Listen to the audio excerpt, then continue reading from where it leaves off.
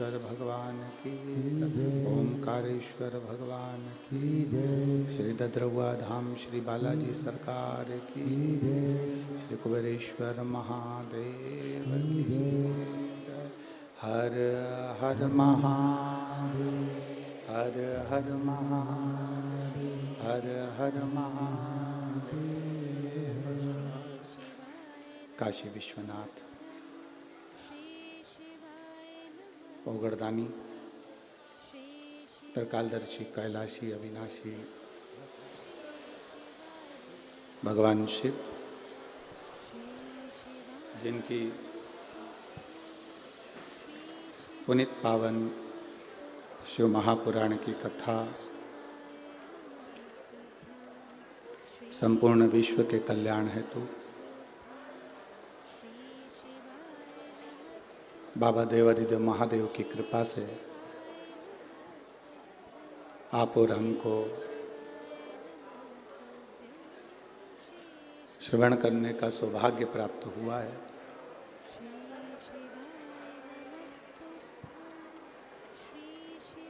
आप और हम सभी बड़े भाग्यशाली हैं जो श्री हनुमान जी महाराज पूरी दुनिया में एक ही मंदिर ऐसा है जहाँ डॉक्टर के रूप में श्री हनुमान जी महाराज की पूजन होती है। श्री डॉक्टर हनुमान दद्रवा धाम सरकार, जिनके पावन सानिध्य में उनके आशीर्वाद से पवित्र शिव महापुराण की कथा 5 दिवसीय संतों के सानिध्य में, ब्राह्मणों के सानिध्य में श्रवण करने का सौभाग्य मिला है। कथा मंडप में विराजमान इस व्यासपीठ की शोभा बढ़ा रहे महामंडलेश्वर श्री श्री 1008 पूज्य महाराज जी दद्रवा धाम सरकार के पावन चरणों को प्रणाम करते हैं। कथा मंच पर या विराजमान सभी संत साधु गुरुजन सभी के चरणों को प्रणाम नमन करते हुए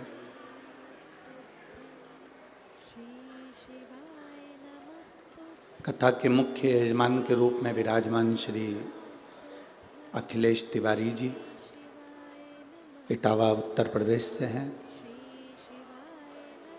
गुरु कृपा हुई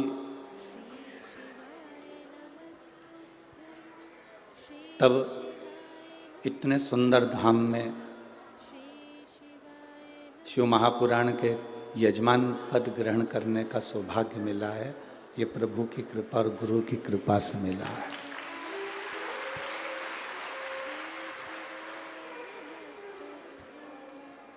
हम पहले भी कथा में कहे, भागवत के यजमान बनना सरल है, श्री रामचरितमानस के यजमान बनना सरल है, गीता, विष्णु पुराण, देवी भागवत, पद्म पुराण, अग्नि पुराण, नर्मदा पुराण, लिंग पुराण, नारद पुराण, कूर्म पुराण, मत्स्य पुराण, ब्रह्म विवर्त पुराण, इन सभी पुराणों के यजमान बनना सरल है। पर शिव महापुराण के यजमान बनना कठिन है, क्योंकि इस पुराण का यजमान केवल वही बनता है जिस पर शिव की कृपा हो और संतों की और गुरुजन की कृपा हो। बहुत कठिन। भागवत जी के यजमान राजा परीक्षित हैं, रामचरितमानस के यजमान काशी के नरेश हैं, देवी भागवत, मत्स्य पुराण, विष्णु पुराण के यजमान स्वयं संत साधु गुरुजन हैं। पर केवल एक शिव पुराण ऐसी होती है जिसके यजमान कोई दूसरा नहीं होता। चंचूला देवी ने स्वयं देवादिदेव महादेव से कहा कि मुझे शिव पुराण की कथा करवाना है, इसका यजमान कौन बनेगा। तब भगवान देवादिदेव महादेव कहते हैं पार्वती जी से, पार्वती तो स्वयं जाकर चंचुला जी से कहो कि इसका यजमान कोई दूसरा नहीं बन सकता, शंकर और पार्वती दोनों ही इसके यजमान बनेंगे, कोई दूसरा नहीं बन सकता। हम कहेंगे श्री अखिलेश तिवारी जी को, बाबा ने कुछ कृपा करी होगी, गुरुजी महाराज की कृपा हुई होगी और ददरवा धाम सरकार की कुछ कृपा हुई होगी, जो ये यजमान पद मिला है ये शिव की कृपा से मिला, उनकी उदारता से। और इनसे ज्यादा किस्मत वाले हो आप सब, जो अपना अपना घर छोड़कर 3 घंटे के लिए शिव भगवान की कथा श्री हनुमान जी की साक्षी में सुन रहे हैं।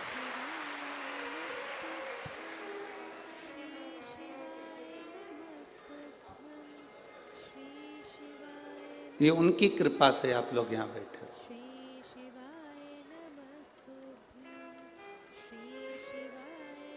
आप अगर सावधानी से श्री ददरवा धाम बालाजी के दर्शन करेंगे, श्री हनुमान जी के दर्शन करेंगे,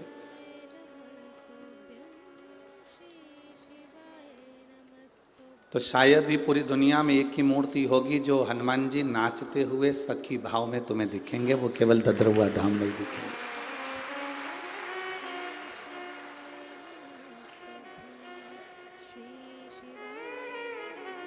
अच्छा बताओ, व्यक्ति नाचता कब है? जम के तो बोलो जरा। किसी के घर में कोई बीमार पड़ा है तब कोई नाचेगा क्या? अरे बोलो तो रे जरा जम के। ए भिंड की जीजियों जरा, और भिंड के जीजाओ, कोई घर में बीमार पड़ा है तब कोई नाचेगा? अब तुम ददरवा धाम आओ और बालाजी तुम्हें नाचते हुए दिखे तो ये नाचते क्यों हैं? क्योंकि उनको मालूम है मेरे पास में उसी को बुलाता हूँ जिसको मुझे ठीक करके भेजना है, इसलिए मैं नाचता रहता हूँ, ये तो बुलाता ही नहीं। तो ये कोई बीमार पड़ा हुआ और तुम कहो कि घर में कोई को बोतल चढ़ रही हो, ऑक्सीजन लगी हुई हो, और तुम बड़े अच्छी साड़ी वाड़ी पहन के झामर झुमका डेंटिंग पेंटिंग पूरी करके 2 घंटे तक लाइन वाइन खींच के और नैन में लगा लोगों के और फिर तुम नाचो, तो कोई तुमसे पूछे क्यों नाच रही है, तो क्या हमारी अम्मा को बोतल चढ़ रही है? अम्मा को बोतल चढ़ रही है तू नाच रही है?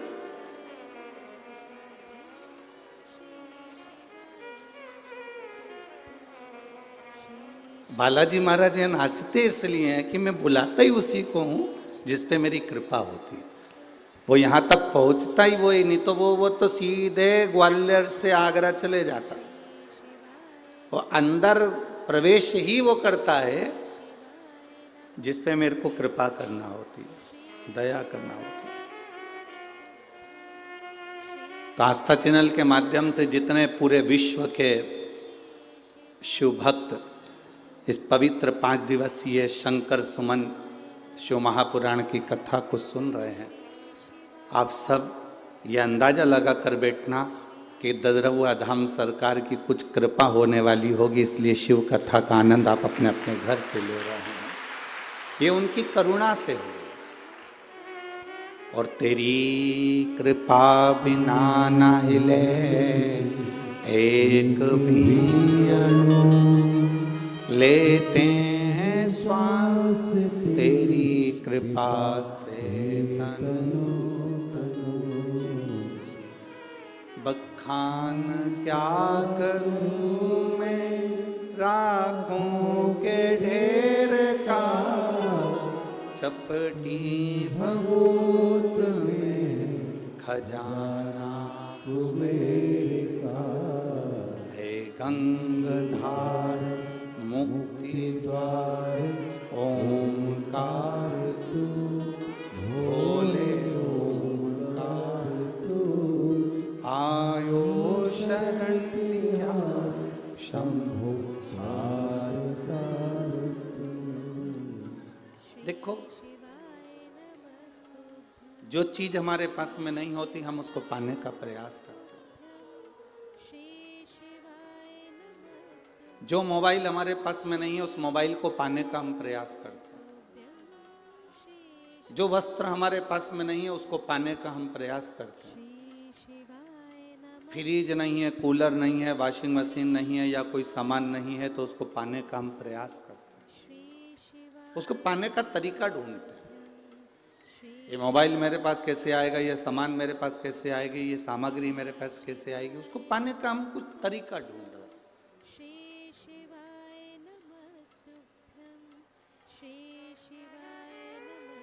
एक तरीके से अगर हमको वो मोबाइल नहीं मिलता, एक तरीके से हमारे घर में फ्रिज नहीं आता, एक तरीके से हमारे यहाँ कूलर नहीं आता, एक तरीके से हमारे यहाँ वॉशिंग मशीन या कोई सामान नहीं आता, तो हम तरीका चेंज कर देते हैं।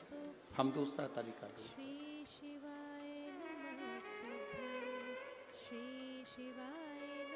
दूसरे तरीके से भी अगर हमको वो चीज नहीं मिलती तो हम कोई तीसरा तरीका ढूंढते हैं।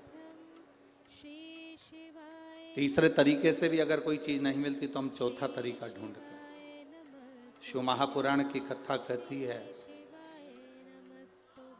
अगर तुम्हारा दुख नहीं कट रहा, तुम बहुत जगह जगह जाकर धक्के खाकर आ गए और कष्ट नहीं कट रहा, तो शिव महापुराण की कथा कहती है थोड़ा सा तरीका चेंज करो, तरीका बदलो। अभी तक दुनिया में भटक लिया, जगह जगह जाकर हमने भटक कर देख लिया, अब हमें भटकना नहीं है। अब हमको उस भटकन को छोड़कर तरीका चेंज करना है, तरीके से बाहर हो। अब तरीका चेंज कर कर हम स्वयं शिव के मंदिर तक जाएं, एक लोटा जल बाबा के चरणों को चढ़ाएं और बाबा से विनती करें, हे भोलेनाथ, हे श्री बालाजी सरकार, हे शंभू, ऐसी कृपा करो मेरे जीवन का दुख कटे। हम फिर उनसे कहें, हम उनसे प्रार्थना करें। जब तक हम प्रार्थना नहीं करेंगे वो सुने कैसे? एक माँ को मालूम है मेरा बेटा 4 रोटी खाता है, पर माँ 4 रोटी एक साथ थाली में नहीं रखती। एक माँ को मालूम है मेरा बेटा 3 रोटी खाता है, माँ 3 रोटी थाली में नहीं रखती। एक पत्नी को मालूम है मेरा पति 5 रोटी खाता है, पर पत्नी थाली में 5 रोटी नहीं रखती। कारण पति आवाज लगाता है, सुनो आज सब्जी अच्छी बनी है, 1 रोटी और लाओ। पत्नी को खुशी होती है। बेटा आवाज लगाता है, माँ आज दाल अच्छी बनी है, 1 रोटी और लाओ।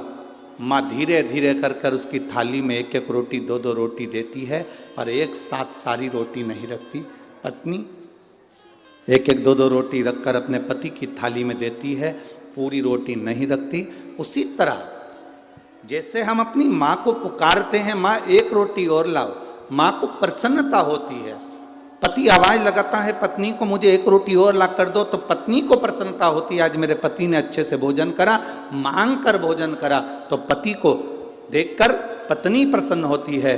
उसी तरह जब हम देव अधिदेव महादेव के चरणों में बैठते हैं और उसके चरणों में बैठकर 1 लोटा जल समर्पित कर कर कहते हैं, बाबा मुझे ये दुख है, तो बाबा भी उसको काटने के लिए आतुर होता है।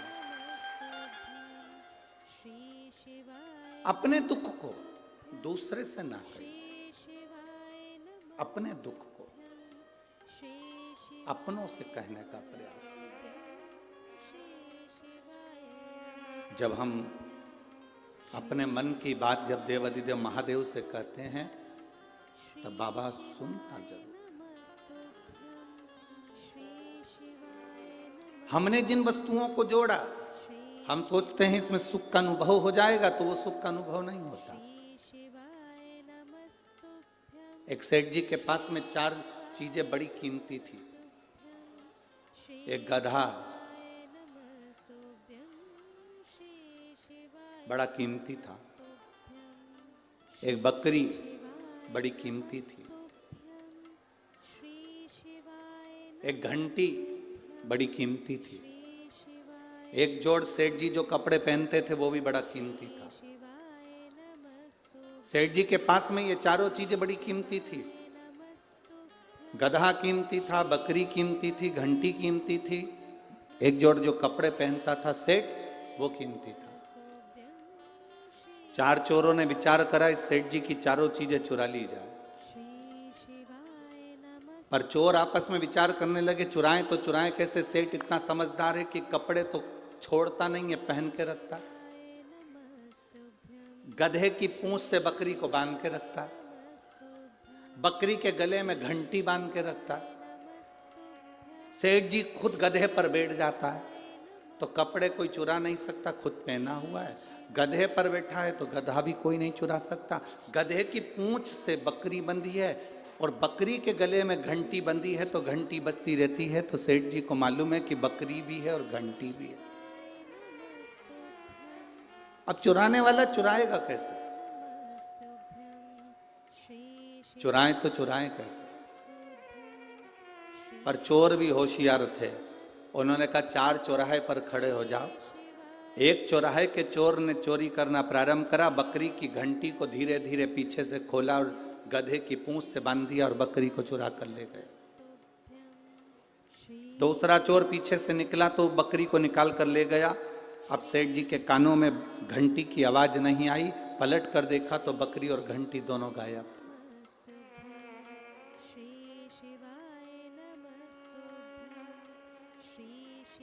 सेठ जी को बड़ा दुख हुआ, कहां ढूंढूं? इतने में तीसरा व्यक्ति आया, पूछा भैया क्या हो गया? मेरी बकरी को और मेरी घंटी को कोई चोर ले गया, जरा मेरा गधा पकड़ना, मैं अब भी देख कर आता हूं। वो गधा पकड़ाया, चोर तीसरा गधे को लेकर चले गए। अब तन पर केवल कपड़े थे। अकेले चौथे नंबर के चोर को वो कपड़े चुराना थे। अब चुराएं तो चुराएं कैसे? तो चोर कुएं के पास में जाकर रोने लगा। सेठ जी ने आकर पूछा क्यों रो रहे हो? उसने कहा मेरे हीरे की तिजोरी कुएं में चली गई, मुझे तैरना नहीं आता, अगर कोई ला कर दे देगा तो आधे हीरे दे दूंगा। सेठ जी ने विचार करा आधे हीरे में तो मेरा गधा भी आ जाएगा, बकरी भी आ जाएगी, घंटी भी आ जाएगी, मैं ला कर देता हूं, ले मेरे कपड़े सामान। चोर को कपड़े दिए, लेने के लिए कुएं में सेठ जी कूदे। जब निकल कर बाहर आए तो कपड़े भी गायब थे।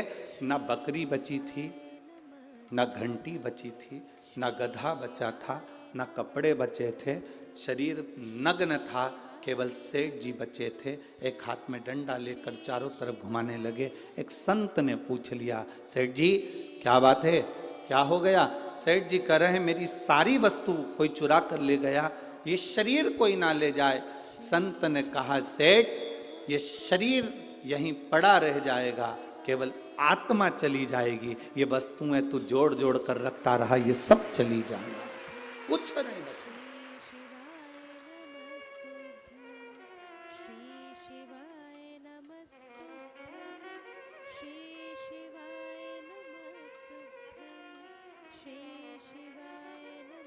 हम कहते जरूर है अरिजीत जी मेरो मन तो इतना बड़ा हो नहीं, कहते कहने वाले अरिजीत जी मेरा मन तो इतना बढ़िया है, कोई मुझसे कोई मांगता है तो मैं दे देती हूँ। कोई ने कहा कि ये दे दो जी जी, मैंने दे दिया। कोई कहे मुझे ये दे दो जी जी, दे दिया।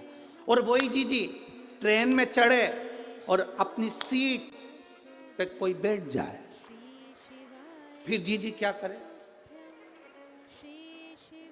अभी तो कह रही थी कि मेरे से कोई मांगता है तो दे देते, अब कौन दे रहा?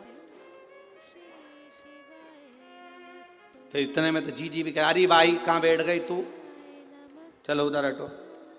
कहां बैठ रहे हो? यहाँ चलो हटो यहाँ से, ये हमारी सीट है। महाराज एक स्टेशन पर तुम्हें उतरना है, एक स्टेशन पर उसको उतरना है। जिसकी मंजिल आती जाती है वो उतरता चले जाता है। बस अंतर इतना है जो ट्रेन में बैठकर मूंगफली खा लिया, मोबाइल चला लिया, अच्छे से खूब एंजॉय कर कर सफ़र कर लिया, उसका सफ़र ठीक है। नहीं तो एक न एक स्टेशन पर उतरना सभी को है। ये मानव का जो शरीर मिला है, 3.5 करोड़ रोम छिद्र, 21,600 श्वास, प्रतिदिन इस मनुष्य के शरीर से निकल रही है। इस शरीर की एक एक श्वास को जिसने ठीक तरीके से रमण कर लिया, भगवान के भजन में लगाकर और कुछ परमार्थ का कार्य कर कर, तो समझो कि शरीर ठीक है। नहीं तो जाना तो सबको, जाना सबको, कोई दूसरा कर ही नहीं रहा।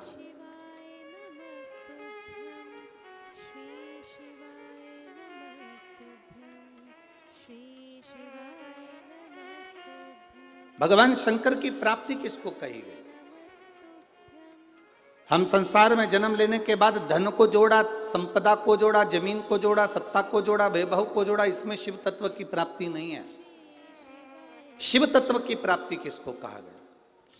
आपने अगर एक गिलास किसी को पानी पिलाया है, किसी भूखे को भोजन कराया,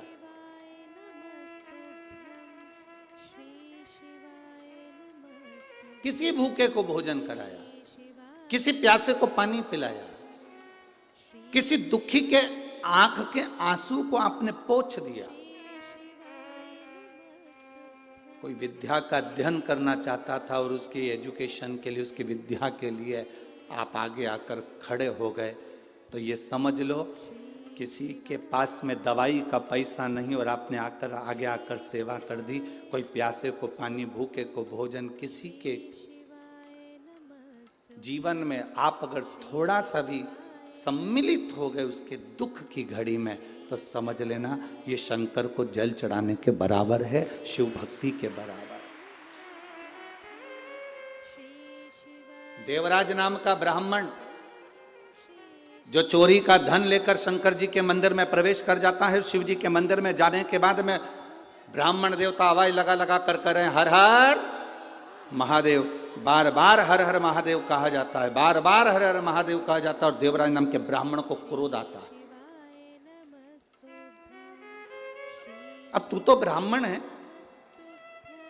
ब्राह्मण घर में तेरा जन्म हुआ है, मम्मी की एड़ियां फटी हुई है ना, इसलिए हमेशा कवर कवर कवर। बरसों से फटी एड़ियों का एक्सपर्ट क्रैक क्रीम, ये एड़ियां हील और मॉइस्चराइज करे।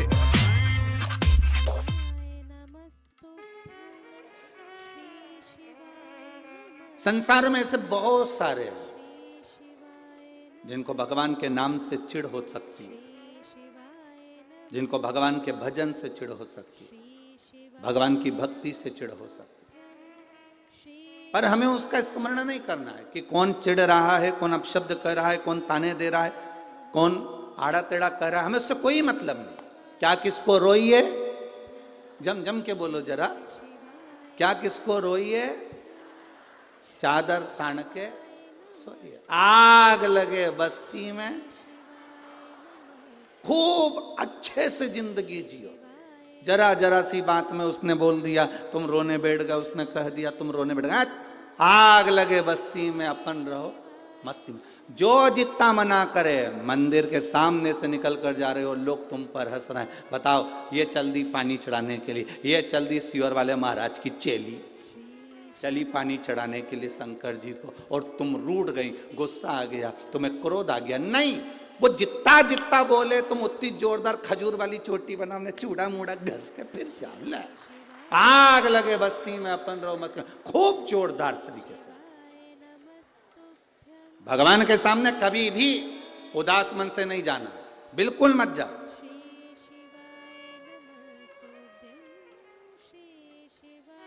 अपने यहां तो भजन में भी लोग कहते हैं,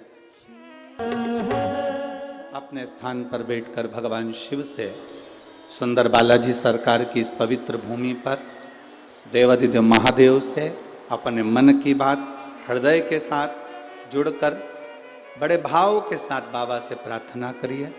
जिसको मंत्र आता है, जिसको श्री शिवाय नमस्तुभ्यम आता है, वो अपनी वाणी से थोड़ा उच्च स्वर में, तेज आवाज में बाबा से प्रार्थना बड़े भाव के साथ में करिए। श्री शिवाय नमस्तुभ्यम, श्री शिवाय नमस्तुभ्यम, श्री नमस्तु श्री शिवाय नमस्तु श्री शिवाय नमस्तु भोला सब दुख हमारा ओ भोला सब दुख काटो शिव शंकर जपो तेरी माला भोले बाबा जपो तेरी माला भोला सब दुख काटो ओ भोला सब दुख काटो वेश है मंगल मंगलकारी वेश है मंगल मंगलकारी शमशान वासी शमशान वासी ओ भोला सब दुख काटो ओ भोला सब दुख काटो। शिव कथा कर रही है, भगवान शंकर का संवाद कर रहा है। भगवान के सम्मुख में जब पहुंचो चेहरे पर प्रसन्नता होना चाहिए, कोई दुख ना हो, कोई कष्ट ना हो। आपके चेहरे पर प्रसन्नता हो, आपके चेहरे पर स्माइल हो, आप भगवान के सामने खड़े हो, चेहरा उतरा हुआ नहीं, रोते हुए नहीं, भगवान के सम्मुख में तुम्हारी प्रसन्नता मूल है। देवराज नाम का ब्राह्मण चिढ़ रहा है, क्रोध कर रहा है, चोरी का धन उसके साथ में है, आवाज लगा रहा है, ब्राह्मण देवता चिल्ला रहे हर हर महादेव, और ये चिढ़ रहा है। उठा, बाहर गया, चोरी का धन भी साथ में ले गया। बहुत अंतर पड़ता है भोजन का भी और धन का भी, बहुत अंतर पड़ता है। जैसा खाया अन्न वैसा हो गया मन। I have so many bags, said nobody ever. So, I got more from Zoot. Shop now. आप लोगों ने कथा सुनी होगी, भीष्म पितामह से दुर्योधन ने कितने कितने शब्द कहे, कितने शब्द।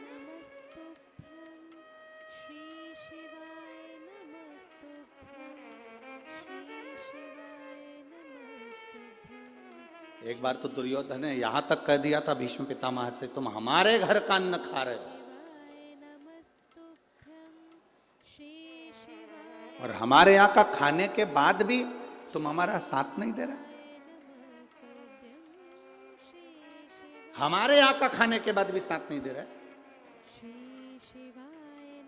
भीष्म पितामह ने उसी दिन मन में सोच लिया, अगर मैंने दुर्योधन के घर का अन्न खाया है, मेरी बुद्धि इतनी जल्दी बिगड़ने वाली नहीं है। मैंने भले दुर्योधन के घर का अन्न खाया, पर मेरी बुद्धि इतनी जल्दी बिगड़ने वाली नहीं है। भीष्म पितामह ने कहा, अगर मेरी पूरी जिंदगी में मैंने दुर्योधन के घर का बेकार अन्न अगर खा लिया हो, तो कुछ देर के लिए मेरी विवेक में वो बात आए कि मैंने अन्न खाया और बिगड़ा। बस उसी समय पर भीष्म पितामह ने संकल्प ले लिया कि कल का सूर्यास्त होते हुए अर्जुन नहीं देख पाए। संकल्प, अन्न का इतना प्रभाव। अब संकल्प लिया कि कल का सूर्यास्त होते हुए अर्जुन नहीं देख पाएगा, तो इतने में दुर्योधन को मालूम पड़ा कि मेरे भीष्म पितामह ने संकल्प लिया है कल अर्जुन मर जाएगा। मतलब पितामह का संकल्प कभी झूठा नहीं गया,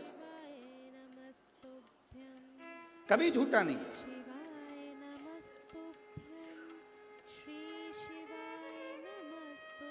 दुर्योधन ने पूरे हस्तिनापुर में और पूरे युद्ध मैदान में कुरुक्षेत्र की भूमि पर अपने टेंट में, अपने पंडाल में अपनी ओर मोतीचूर के लड्डू बांटे।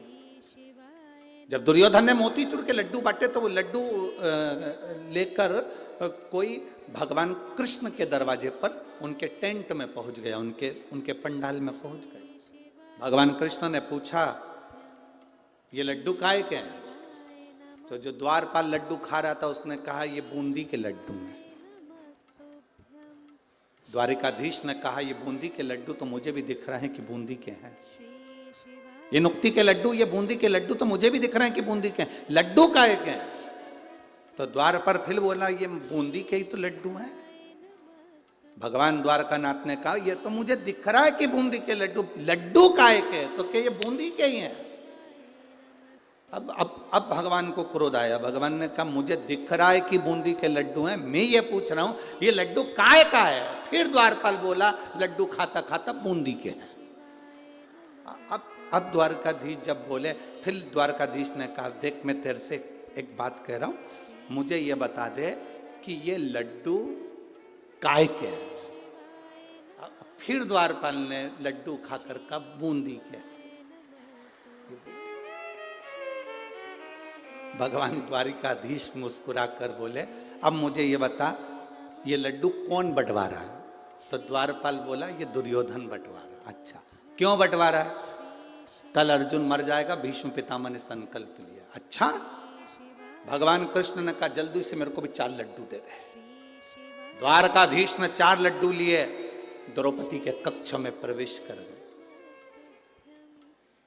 और द्रौपदी के कक्ष में प्रवेश कर द्वारकाधीश ने आवाज लगाकर कहा द्रौपदी, ए द्रौपदी। द्रौपदी आई, भैया आप, क्या बात है?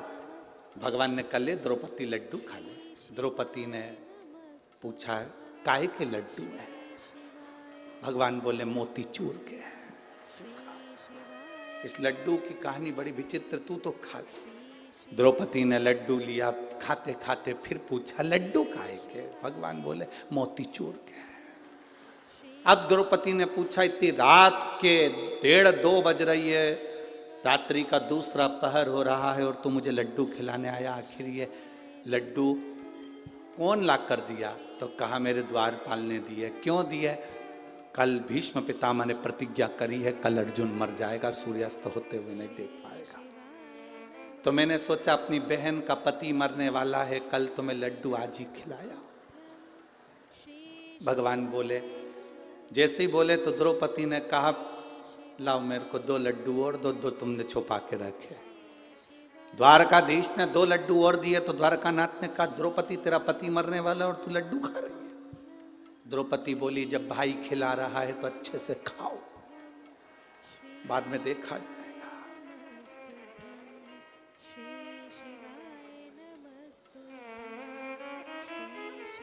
रथ कौन चला रहा है? द्रौपदी ने पूछा। भगवान कहते मैं। जब तुम मुझे बहन कहते हो तो वो जीजा नहीं लगता। रथ साला चला रहा है, गाड़ी साला चलाता है तो 25 बार विचार करता है पीछे मेरे जीजा जी बैठे हैं, जी बैठिए आराम से चलाऊंगा। हाँ, पत्नी को लेकर चलता तो भले कहीं ठोक देता, क्योंकि उसको मालूम है ये बहुत लड़ती है, जाए तो जान दो दूसरी मिल जाए। उसको क्या, एक पत्नी आई मायके से, पति बेचारा कुछ काम कर रहा था, पत्नी ने आते से पूछा क्यों जी क्या कर रहे हो? पति बोला रुपए जोड़ रहा हूं। पत्नी इतनी खुश हो गई, अपनी शादी की सालगिरह आने वाली है, तुमने कहा था मंगलसूत्र दिलाओगे इसलिए जोड़ रहे हो। पति बोला नहीं 20 का नोट फट गया था तो जोड़ रहा हूं।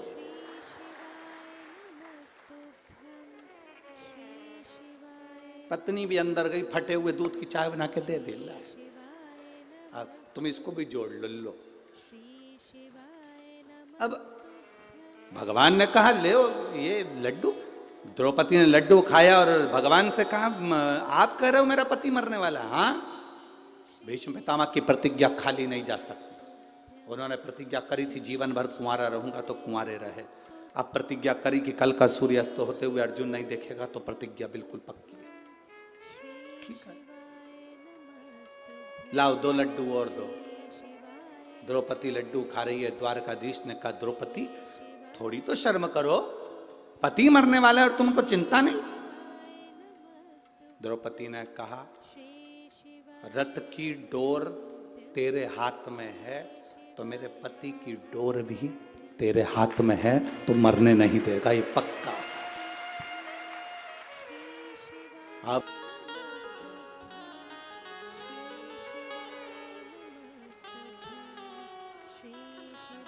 रोली तिवारी, पिता कमलेश तिवारी, निवासी ग्वालियर से हैं। कहीं बैठे हों तो हाथ हिला सकते हैं, कहीं बैठे हों तो हाथ हिलाएं। रोली तिवारी, पिता कमलेश तिवारी, निवासी ग्वालियर। जिनको पत्र पढ़ना है हमारे साथ में एलईडी पर, आस्था चैनल पर, टीवी के माध्यम से पत्र पढ़ सकते हैं। आप ही हैं? हाथ हिला दो एक बार। हाँ, दोनों हाथ ऐसे हिलाओ एक बार। ठीक है, ठीक है। रोली तिवारी, पिता कमलेश तिवारी, निवासी ग्वालियर। गुरुदेव, मेरी भाभी 2020 से अचानक बीमार हुई, जिससे उनके सीने में दर्द हुआ। दिखाया तो सीने के अंदर एक गांठ थी, चेस्ट में गांठ हुई। उस गांठ को निकाला गया, पस निकालकर उस गांठ की जांच कराने के लिए बाहर भेजा गया।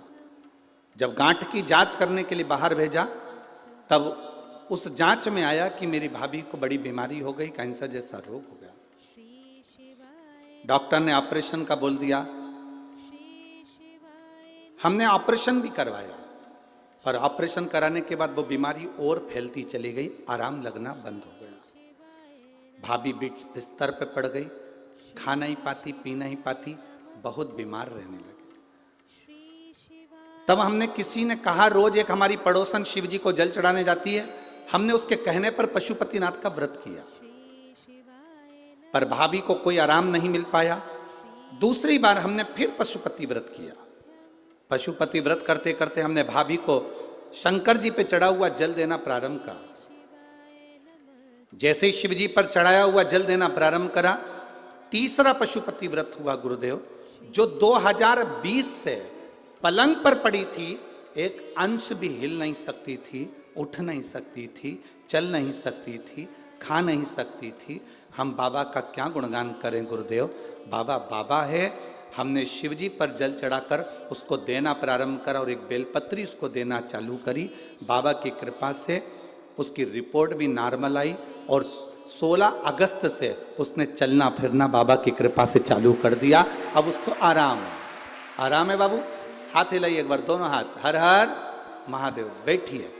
गुरुदेव, डॉक्टर ने भी कह दिया इसका रोग समाप्त हो रहा और बाबा की कृपा होना प्रारंभ हुई। ये शिव तत्व है। आपका विश्वास, आपका भरोसा, आपकी दृढ़ता, आप जिस विश्वास से, जिस भरोसे से शंकर भगवान को जल चढ़ाते हो, शिव उस जल को अमृत तत्व में परिवर्तन कर देते। खाली न जाता कोई दर से तुम्हारे, खाली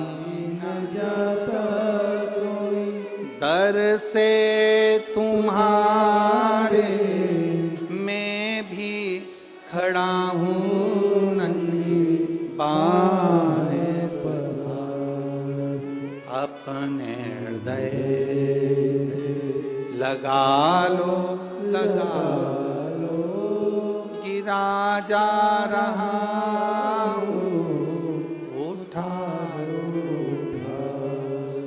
भोले अपने दर से अब तो न टालो, गिरी जा रही हूँ, उठा लो, उठा लो। वो कृपा जब करता है।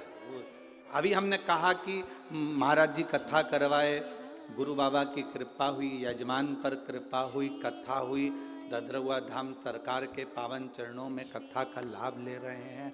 हम इतना जरूर कहेंगे, अगर बालाजी ने, हनुमान जी ने तुमको यहाँ कथा सुनने के लिए बुलाया है शिव जी की, तो खाली तो नहीं जाओगे, ये झोली भरी जरूर जाएगी, निश्चित है।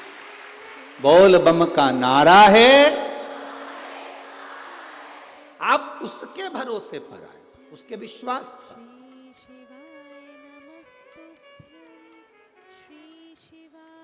द्रौपदी कह रही है मेरा पति मर नहीं सकता, ये मेरा विश्वास है।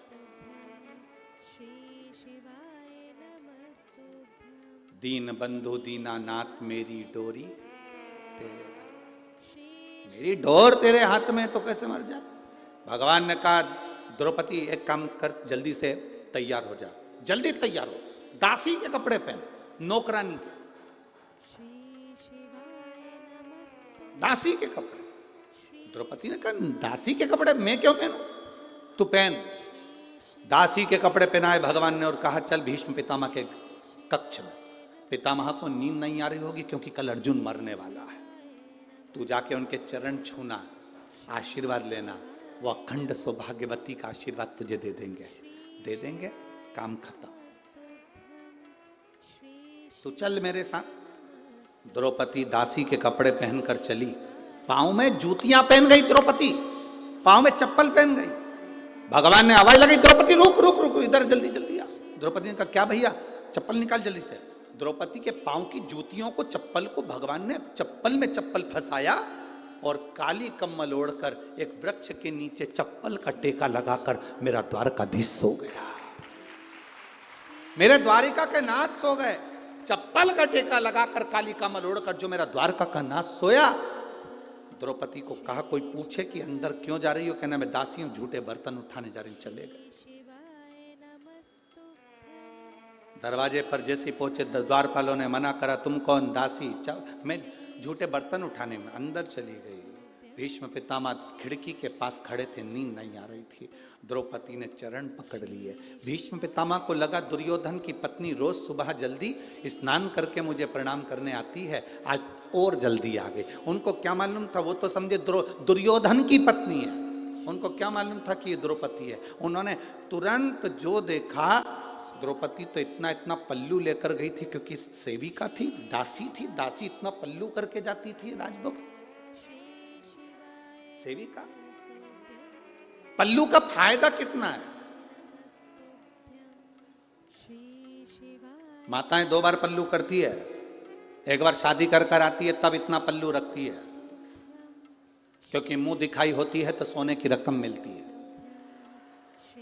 और दूसरी बार माताएं इतना पल्लू जब रखती है जब घर में कोई बुढ़ा बुढ़ी मरता है, कोई बुजुर्ग जब मरता है तब इतना पल्लू रखती है, क्योंकि आंख में आंसू तो एक भी नहीं आता, बस अंदर डिजाइन में चिल्लाती रहती है।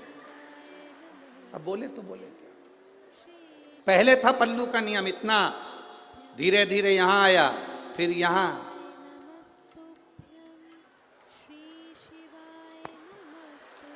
गया। अब तो वो लाइन आती है ना, देखते रह जाओगे, बस अब पल्लू दिखता ही नहीं। आपके नजर आ गए पल्लू।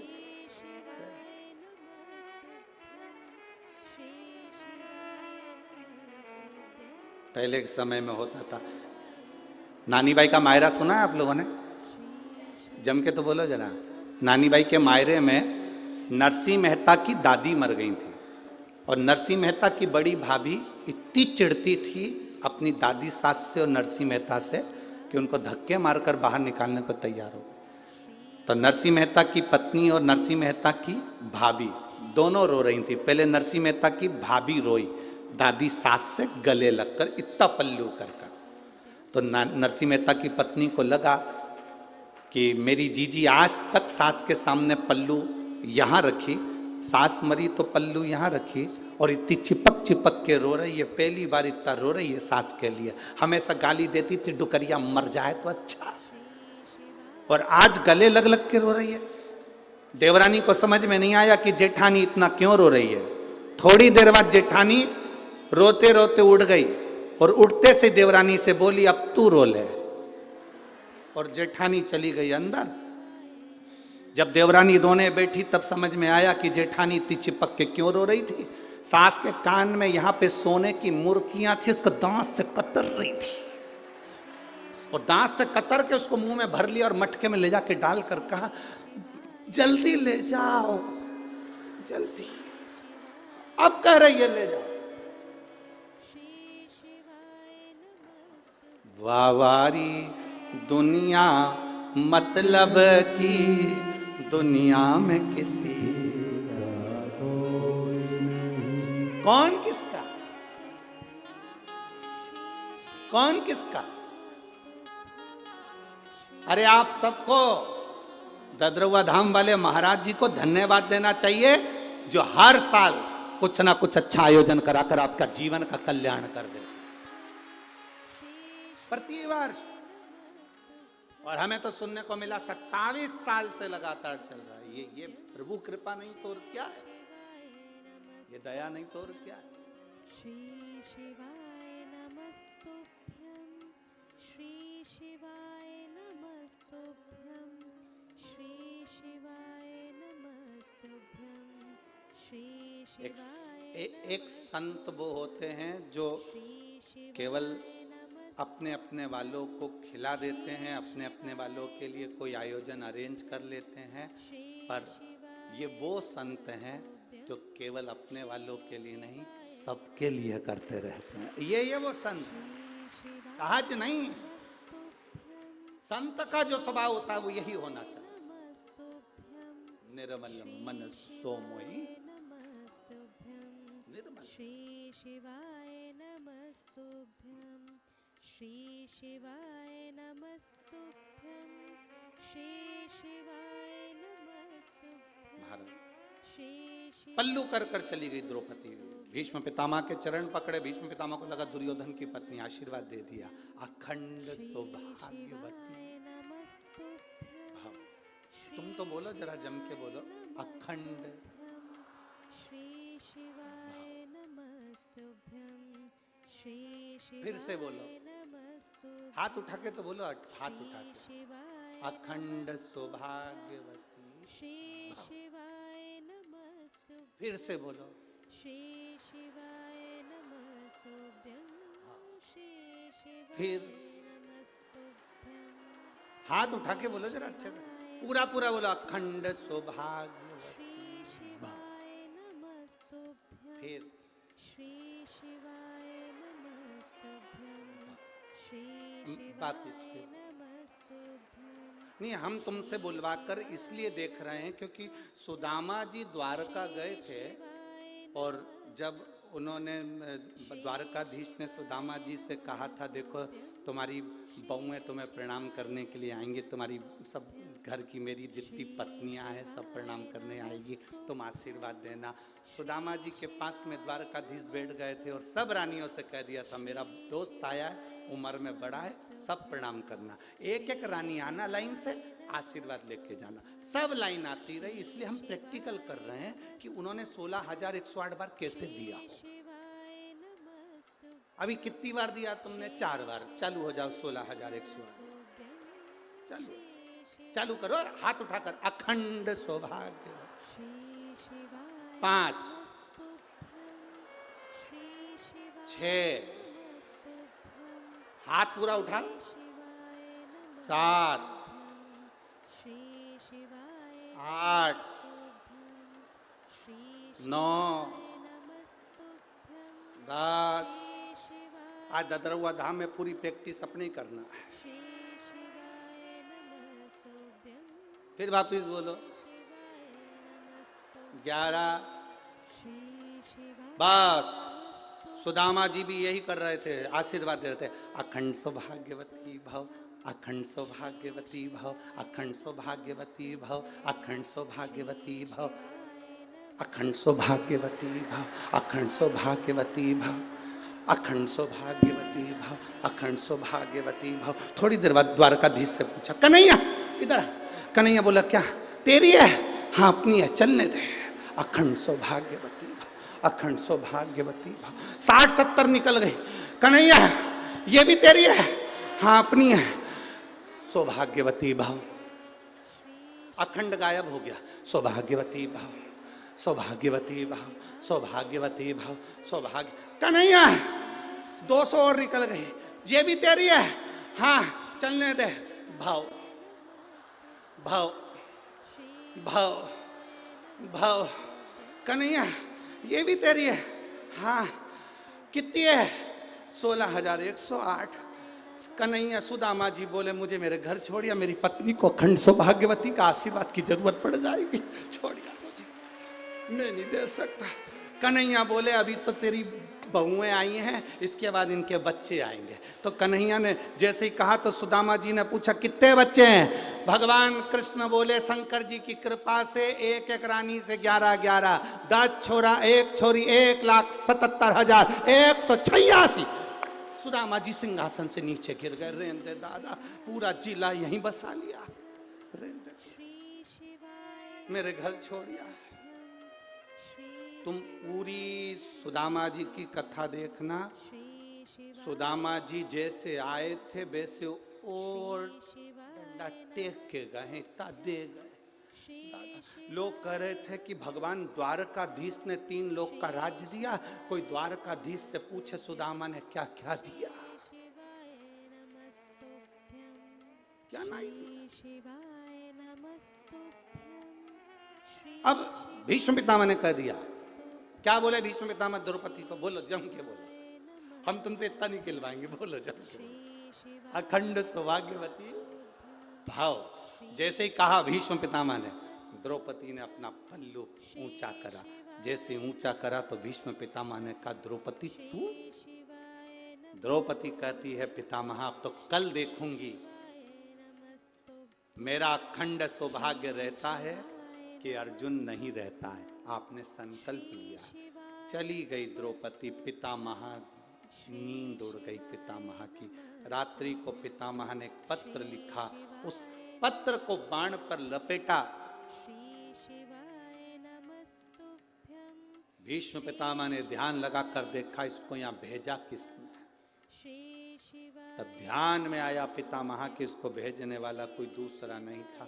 चप्पल का टेका लगा के काली कम्बल ओढ़ के आराम से सो गया, अपने को बेचैन कर दिया, खुद चैन से सो गया।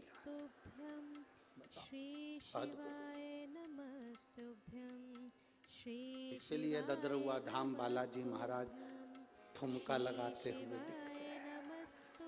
खूब आनंद में आग लगे बस्ती में अपन वो कहता है खुश रहो, प्रसन्न, आनंद। दूसरे दिन युद्ध प्रारंभ हुआ। द्वारकाधीश हंस रहे थे, मुस्कुरा रहे थे, क्योंकि आज भीष्म पितामह की हालत क्या है। भीष्म पितामह देखे कि द्वारकाधीश हंस रहे हैं, उनने बाण छोड़ दिया, वो बाण द्वारकाधीश के चरणों में गया। पत्र द्वारकाधीश ने निकाला, पढ़ा। अभी तक द्वारकानाथ रो रहे थे, हंस रहे थे, अब द्वारकानाथ रोने लगे।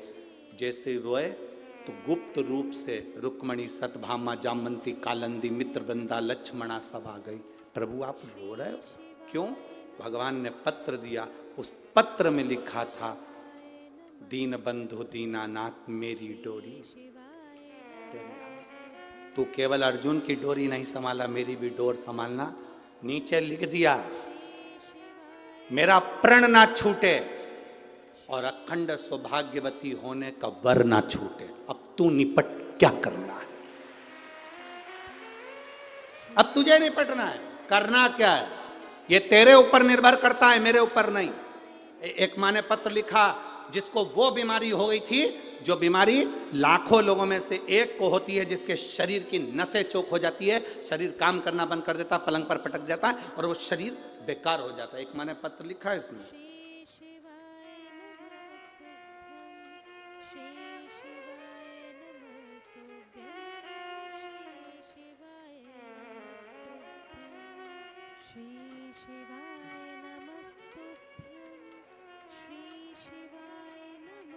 शंभो शरणे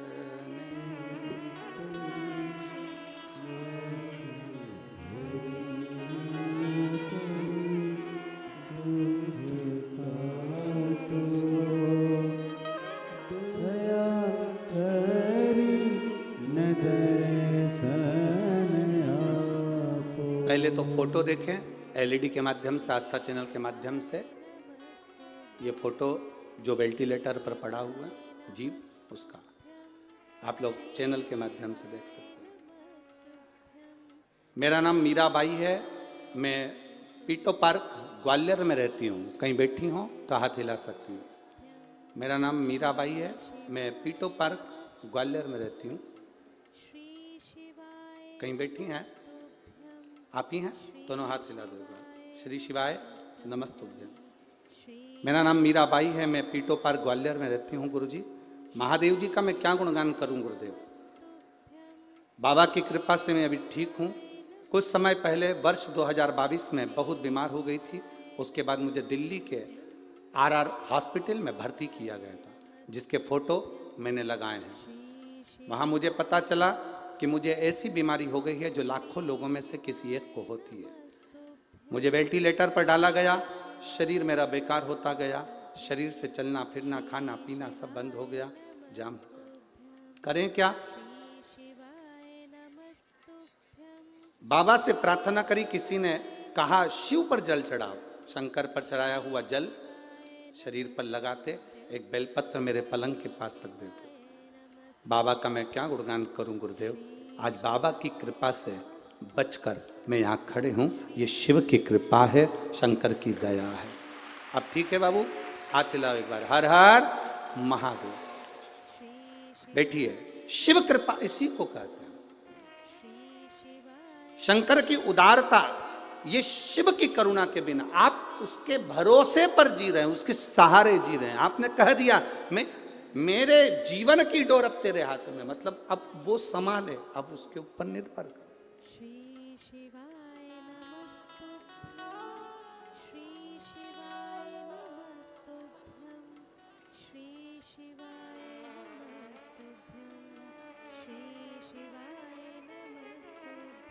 अब सौंप दिया इस जीवन का सब भार तुम्हारे हाथों।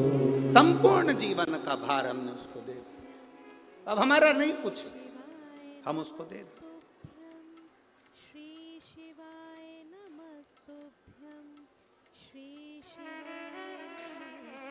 आप आए जरूर हो।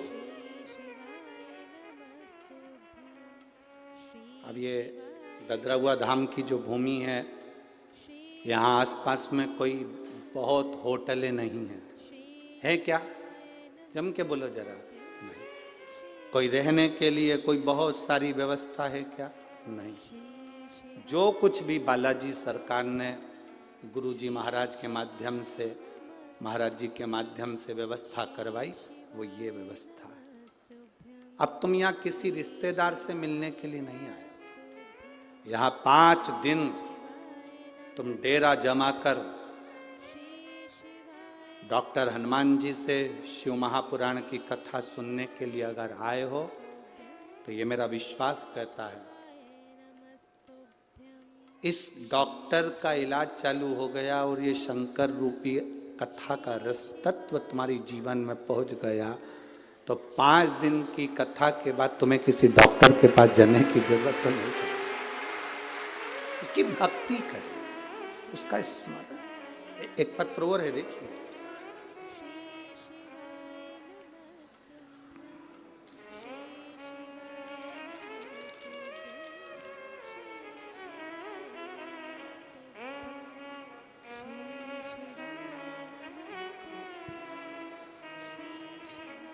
मेरा बेटा दिलीप जी त्रिपाठी, डीडी नगर ग्वालियर। कहीं बैठे हैं? आप ही हैं? दोनों हाथ हिलाओ एक बार। श्री शिवाय नमस्ते।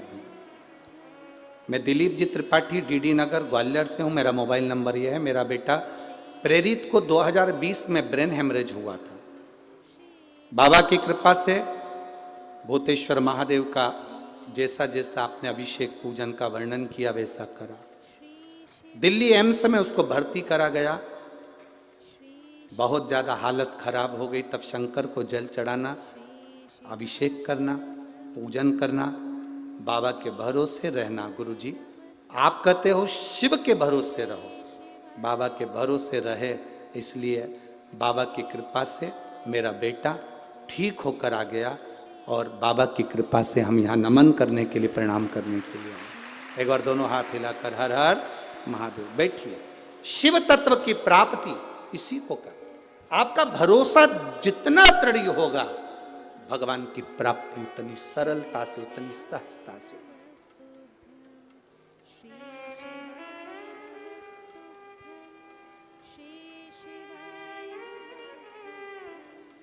कोई तुमसे पूछे कहाँ गई हो 5 दिन के लिए, कह देना बालाजी सरकार की गोद में बैठकर शंकर की कथा का श्रवण कर रही हूं, अपने जीवन को सार्थक कर रही हूं।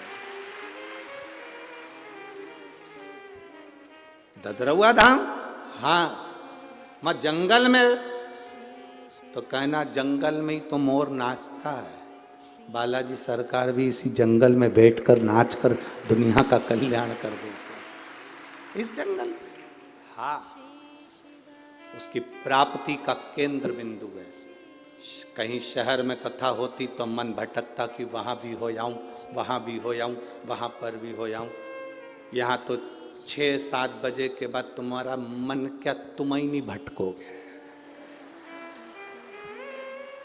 मन क्या, तुम ही ना भटको। रहने दो दादा, यहीं बैठो और ढोलक पीट पीट के हरिओम में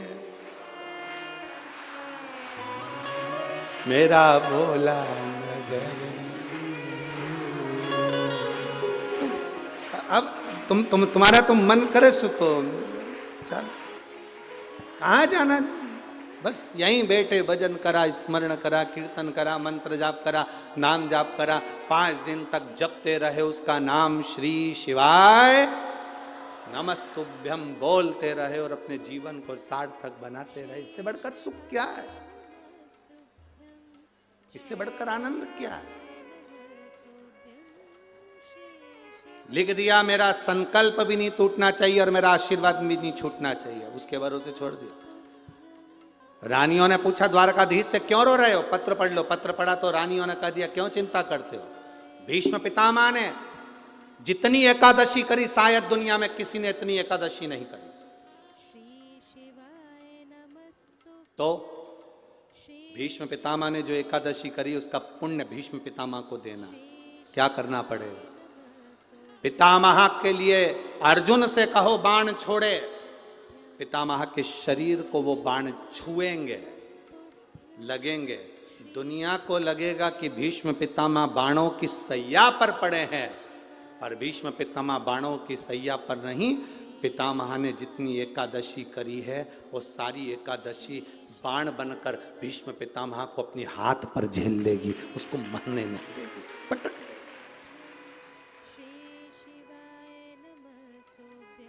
जिसको इतने सारे बाण चुभे हों उसको कितना कष्ट होगा, पर भीष्म पितामह का पूरा शरीर देखो, पूरी कथा देखो, भीष्म पितामह की महाभारत को उठाकर एक एक पर्व को पढ़कर देखना, उसमें भीष्म पितामह बड़े आनंद से बाणों की सैया पर पड़े। द्वारकाधीश पूछ रहे हैं, मरते क्यों नहीं हो, दर्द नहीं हो रहा, कष्ट नहीं हो रहा। भीष्म पितामह कह रहे हैं, मुझे तो लगता ही नहीं कि मैं बाणों की सैया पर हूँ, मुझे तो लगता है जैसे मैं मेरी माँ की गोद में सोया हुआ हूँ, मेरी माँ की गोद में सोया। एकादशी ने भीष्म पितामह को झेल कर रखा था। एकादशी शिव कथा कह रही है। कोई चिढ़ रहा है, चिढ़ने दो, कोई अपशब्द कह रहा है, कहने दो, कोई आड़ा टेढ़ा कह रहा है, कहने दो, कोई कुछ भी बोले तुम्हें मतलब नहीं। देवराज नामक का ब्राह्मण अपशब्द कह रहा था, चिढ़ रहा था,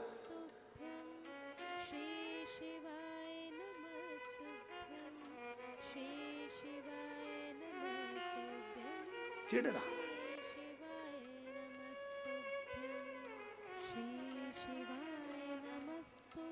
एक बार कई लोग प्रश्न करते हैं, गुरुजी आप कहते हो कि हनुमान जी महाराज शंकर भगवान का एक अंश स्वरूप है, एक अंश स्वरूप। पूरी शिव महापुराण की कथा को उठाकर देखिए, स्कंद पुराण को, मत्स्य पुराण को, कूर्म पुराण को उठाकर देखिए। एक बाणासुर का चरित्र और एक श्री हनुमान जी महाराज का चरित्र, बहुत सुंदर सुंदर। शिव का एक अंश माता अंजना के तप साधना से शिव की प्रागट्यता और शंकर भगवान की प्रागट्यता से शंकर का स्वरूप प्रकट हो। इसीलिए तो कहते हैं शंकर सुमन केसरी।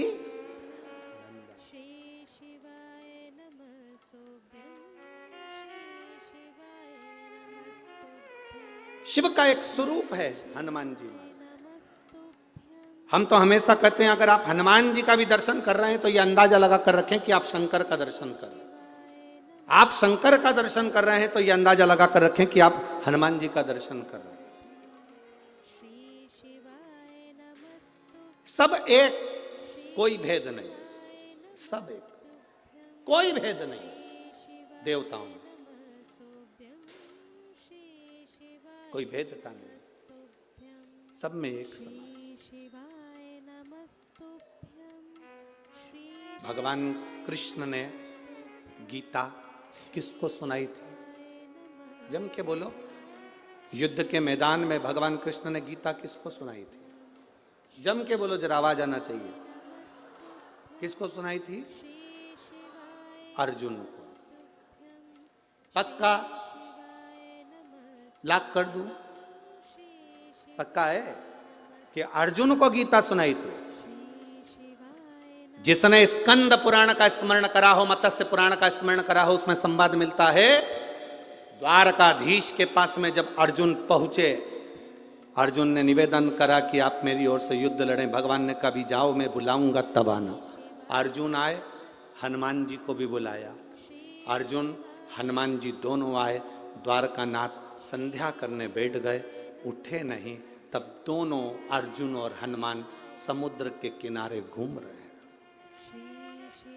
दोनों घूम रहे हैं। अब अर्जुन और हनुमान दोनों समुद्र के किनारे पर घूम रहे थे। घूमते घूमते अर्जुन के मुख से निकल गया, तुम कौन हो? हनुमान जी ने कहा, मैं राम का सेवक हनुमान, राम भक्त हूं। अर्जुन ने कहा, वो राम जी जिन्होंने बंदरों से पत्थर फिगवाए थे, सेतु बनवाया था, तब पार उतरे थे, और मैंने सुना बड़े वीर योद्धा थे। वो चाहते अगर मेरे जगह पर मैं होता तो पत्थर फेंकने नहीं देता, एक बाण छोड़ता, यहां से लेकर समुद्र के उस पार पुल बना देता। अर्जुन ने कहा, मैं होता तो पुल बना देता, बाण छोड़कर यहां से लेकर वहां तक का एक पुल तैयार कर देता। हनुमान जी ने कहा, तू पुल बनाता, मेरे जैसा एक बंदर लात रखता तो टूट जाता। तू पुल बनाता, मेरे जैसा बंदर एक लात रखता, बानर, टूट जाता। अर्जुन ने कहा, टूट नहीं सकता, और तोड़ दिया तो? अर्जुन ने कहा, तू तोड़ के बता दे, मैं अपने शरीर को जलाकर भस्म कर दूंगा। पक्का? ठीक है, तू बना पुल। अर्जुन ने बाण का पुल बना दिया। हनुमान जी ने जो पांव धरा तो सब टूट के चर्र करके सब टूट गया।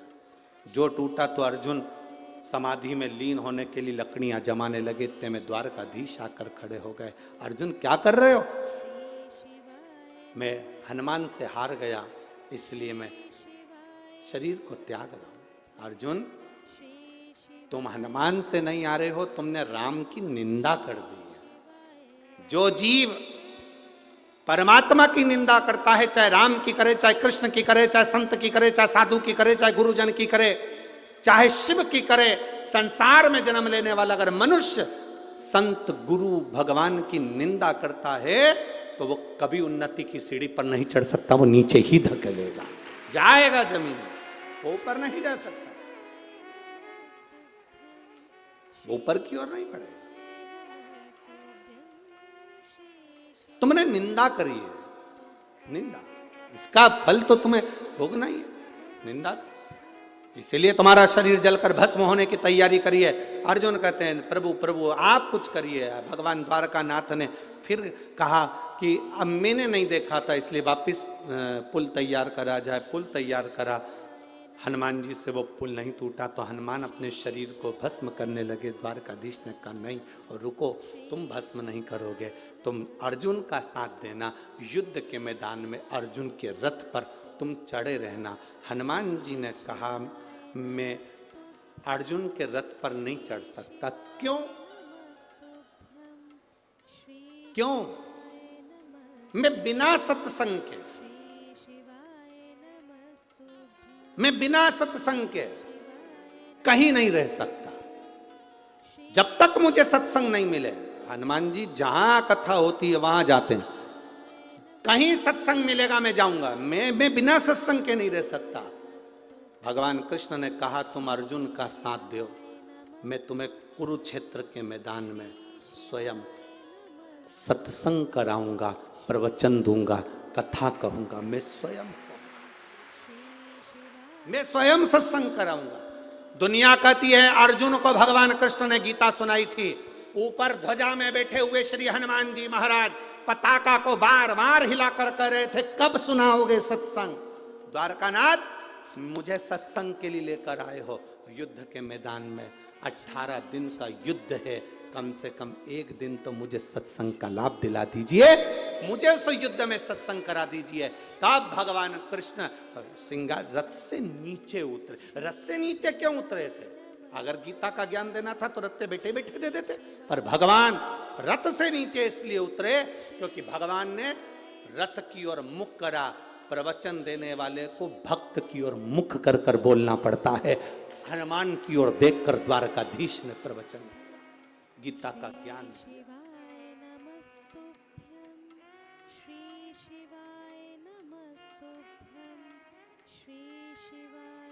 शंकर सुमन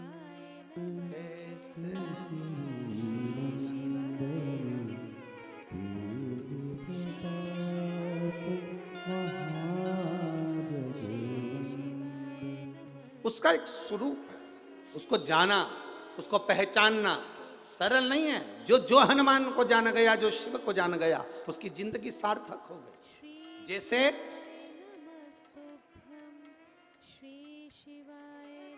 आप एक बेलपत्र, जैसे आप एक बेलपत्र की ये दो जो पत्तियां होती हैं, जरा ध्यान देंगे, ये दो जो पत्ती नीचे की रहती है बेलपत्र, आगे का भाग एक बेलपत्र और नीचे की जो ये दो पत्तियां होती हैं, इन दो पत्तियों के ऊपर एक एक शमी पत्र। ये दो जो पत्तियां हैं, इन पत्तियों के ऊपर एक एक शमी पत्र और लाल चंदन ये रखकर कितना भी रोगीला व्यक्ति हो, रोग से ग्रसित व्यक्ति हो, जिंदगी में कितना ही दुख पड़ रहा हो, बेलपत्र की ये दोनों पत्ती जिसके ऊपर शमी पत्र रखकर, लाल चंदन रखकर, श्री हनुमान जी महाराज और हनुमान जी महाराज के तीसरे नंबर के भाई श्री गतिमान जी। हनुमान जी कितने भाई हैं? 6। उसमें हनुमान, रतिमान, व्रतिमान, मतिमान, गतिमान, तो जो नीचे के क्रम में आते हैं श्री गतिमान जी, उन गतिमान जी और हनुमान जी का नाम लेकर जो शिवलिंग के ऊपर समर्पित कर देता है, रोग का निवारण होता ही है, रोग मुक्ति होती है। एक पत्र है, देखिए उस पत्र को स्मरण करें।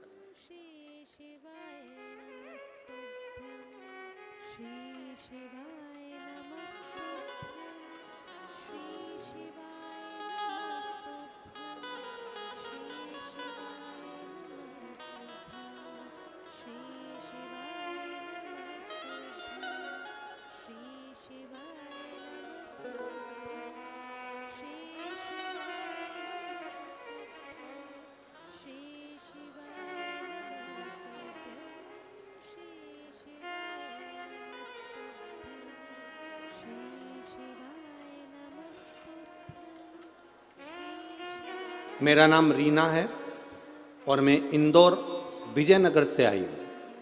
कहीं बैठी हो तो हाथ हिला सकती हूँ।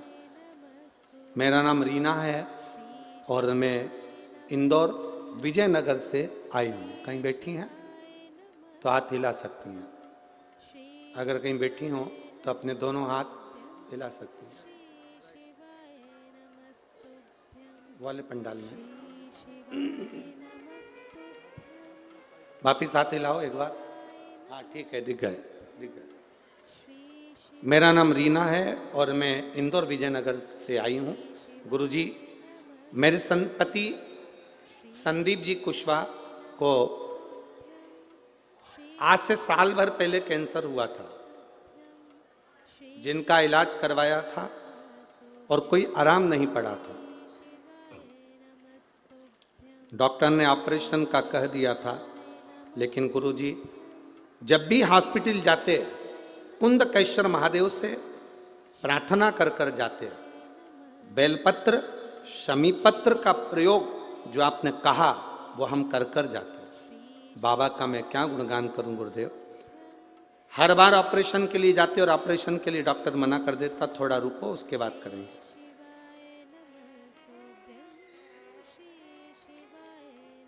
फिर ऑपरेशन के लिए गए, फिर मना कर दिया। गुरुदेव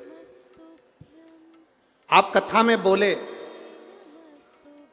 शिव और हनुमान एक है, उसके सिवा इनमें कोई भेद नहीं है। ना शंकर में भेद है ना हनुमान में, इनको एक माना गया।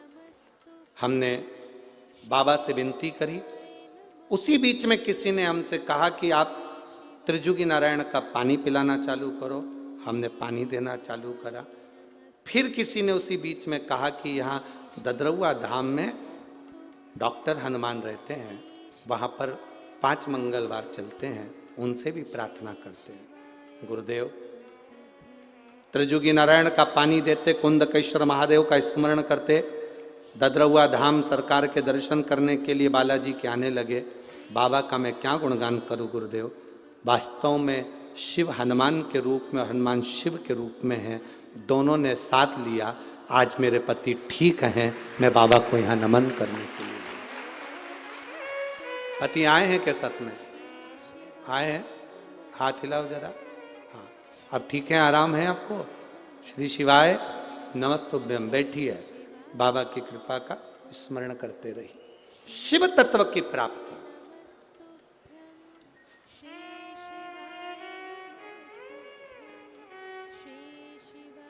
और उसके सहारे जी रहे हैं तो उसका फल मिलेगा। अपने स्थान पर बैठकर भगवान शिव जी से अपने मन की बात, सुंदर बालाजी सरकार की पवित्र भूमि ददरुआ धाम के इस पवित्र प्रांगण में सुंदर शिव महापुराण की कथा के आनंद में बाबा से अपने मन की बात अवश्य करें। बाबा सुनता है, कारण जहाँ जगह मिले वहाँ बैठकर दिल से, जहाँ जिसको जगह मिल जाए, चाहे वो कार्यकर्ता हो चाहे कोई भी हो, बड़े भाव से, क्योंकि ये शिव पुराण बार बार नहीं मिलते। दिल से बाबा से प्रार्थना, जिसको आता है अपने उच्च स्वर में बाबा से दिल से प्रार्थना करते हुए। श्री शिवाय नमस्तु, श्री शिवाय नमस्तु, श्री शिवाय नमस्तु, श्री शिवाय नमस्तु, श्री शिवाय नमस्तु। भोला सब दुख काटो हमारा, ओ भोला सब दुख काटो हमारा। शिव शंकर जपो तेरी माला, भोले बाबा जपो तेरी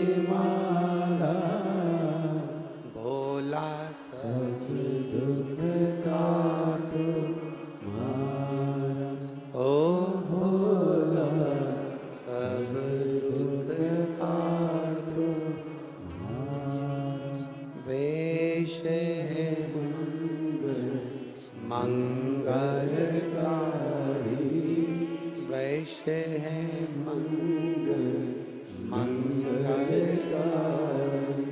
शमशान वासी शमशान वासी ओ भोला सब दुख काटो ओ भोला सब दुख काटो। शिव कथा कह रही है, भगवान शंकर का संवाद कह रहा, आप उसके आश्रित हो। जितने आश्रित होंगे उतना वो संभाल लेगा। देवराज चोरी का धन लेकर बाहर निकल गया। बाहर आया, पूर्व का कोई पुण्य होता है तब वो प्रकट होता है, तब शिव की भक्ति मिलती है। ऐ मेरी भिंड की जीजियों और मेरे जी जाओ, आपसे एक निवेदन जरूर करना चाहूंगा। कोई संबंध आपका पूर्व में भगवान देवाधिदेव महादेव से रहा होगा, इसलिए आप शिव महापुराण की कथा में ददरुआ धाम बैठकर कथा का लाभ लें। पूर्व का कोई पुण्य है।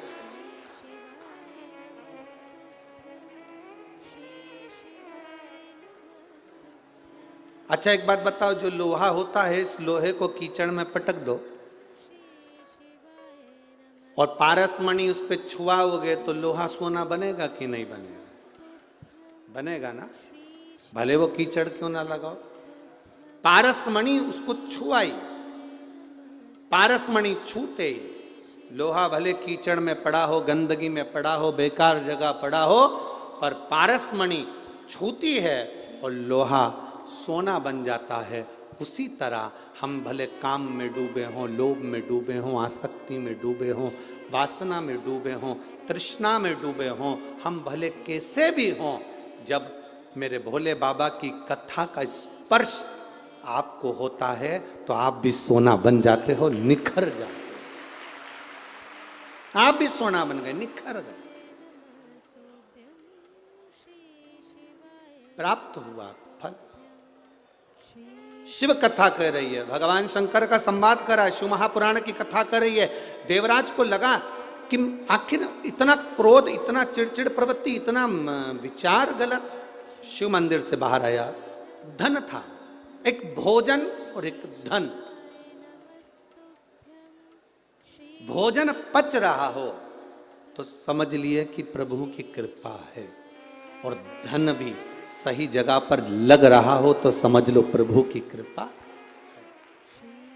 प्रभु कृपा। हम ये जजमान जो परिवार बने हैं, श्री अखिलेश तिवारी जी, इनको धन्यवाद इस बात का देंगे कि देखो भगवान धन देता है तो कहीं ना कहीं गलत जगह पर व्यक्ति को पहुंचाता है, पर किसी सद्गुरु की शरणागति मिल जाती है तो धन भी सही जगह पर लगना प्रारंभ हो जाता है और जीवन की सार्थकता बन जाती है, जीवन की सार्थकता बन जाती है।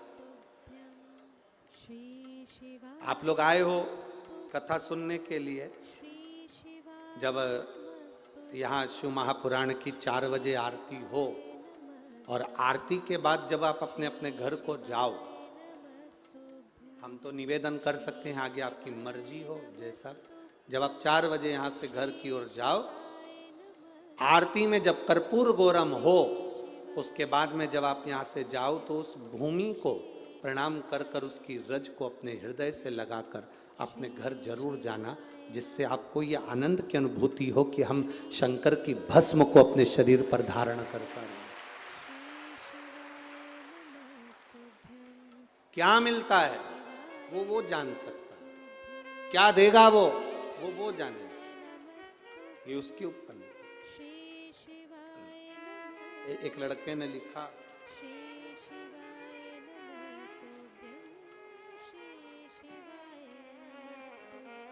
मेरा नाम संगीता भदौरिया, पति त्रिलोक सिंह भदौरिया, मैं ग्वालियर से आई हूँ। कहीं बैठी हैं भदौरिया जी? श्री शिवाय कहीं बैठे हो तो हाथ हिला सकते हैं। श्री शिवाय आप ही हैं? हाँ, दोनों हाथ ऐसे हिलाओ। श्री शिवाय नमस्ते वापिस हाथ हिलाइए। श्री शिवाय मैं संगीता भदौरिया, पति त्रिलोक सिंह भदौरिया, ग्वालियर से हूँ। मेरा बेटा जोगेश भदौरिया 2 साल से नौकरी के लिए तैयारी कर रहा था, पर होता नहीं था। श्री शिवाय नमस्तुभ्यं हमने कथा सुनना प्रारंभ करी, बाबा से प्रार्थना करा। दतिया का स्मरण कथा में, गुरुजी आप कहते हो कि पंडाल में बैठकर जो मांगा जाता है वो बाबा देता जरूर है। एक पत्र और है जिसमें भी इनने लिखा है पंडाल में बैठकर कथा सुनने का क्या लाभ है। सुमन शर्मा, पति स्वर्गीय शैलेंद्र शर्मा, ग्राम सिमराव, ठीक है, सिमराव ही है, हाँ ठीक है, आप लोग समझ गए ना।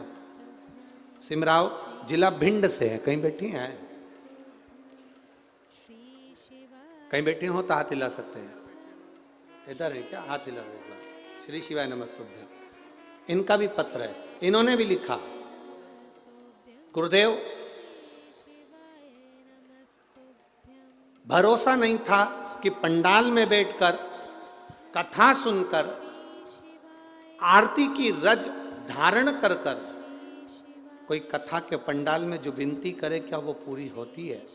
पर मैं छाती ठोक कर कहती हूँ, दतिया की कथा में बाबा से प्रार्थना कर कर आई थी और मेरी जो मनोकामना थी बाबा ने पूरी कर दी, इसलिए मैं बाबा को प्रणाम करता हूँ। इन्होंने भी अपने पत्र में लिखा है, ये तो लिख ही रही और उन्होंने जो प्रार्थना करी थी उसकी पत्रिका भी लगा कर भेज दी है। शादी की बधाई हो आपको, बहुत बहुत शिव कृपा। बैठिए। और इन्होंने भी अपने पत्र में यही लिखा है, पंडाल में कथा सुनने का क्या फल है ये बाबा ही जानते हैं, पशुपति व्रत का क्या फल है बाबा जानते हैं। मेरे बेटे ने कहा क्या कथा सुनने से, मैंने अपने बेटे से कहा कि गुरुजी कहते हैं मेहनत कर, कर्म कर, और जितनी मेहनत कर सकता है वो कर। और शंकर जी को 1 लोटा जल चढ़ा। 2 साल से अगर तू सफल नहीं हुआ तो अब की साल जरूर सफल होगा। और बाबा पे भरोसा रखकर मैंने बाबा से विनती करी, कथा सुनी और बाबा से कहकर आई, बाबा मेरे बेटे का कहीं ना कहीं सरकारी नौकरी लगा देना। मैं बाबा का क्या गुणगान करूं गुरुदेव। कथा के पंडाल में बैठकर जो कथा सुनी जाती है उसका फल ये मिला कि मेरे बेटे का सरकारी नौकरी लग गई, CISF में उसकी पोस्टिंग हो गई और वो छत्तीसगढ़ भिलाई सेंटर में ट्रेनिंग कर रहा है। मैं बाबा को यहाँ नमन करने आई। बधाई हो आपको, एक बार हाथ हिला दो। श्री शिवाय नमस्ते। क्या मिलेगा ये वो जान सकते, क्या देगा मेरा बाबा ये उसके ऊपर निर्भर करता।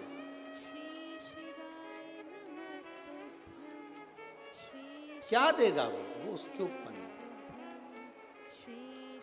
अरे मेरे भोले तेरा सहारा है, मेरी नैया का तू किनारा है, मेरी नैया का तू किनारा है। शिव कथा कहती है महाराज, देवराज मंदिर से बाहर आ गया, धन ठीक नहीं था इसलिए मन भी नहीं लग रहा। जैसा खाया अन्न, जम के बोलो वैसा हो गया, जैसा पियो पानी वैसी हो गई।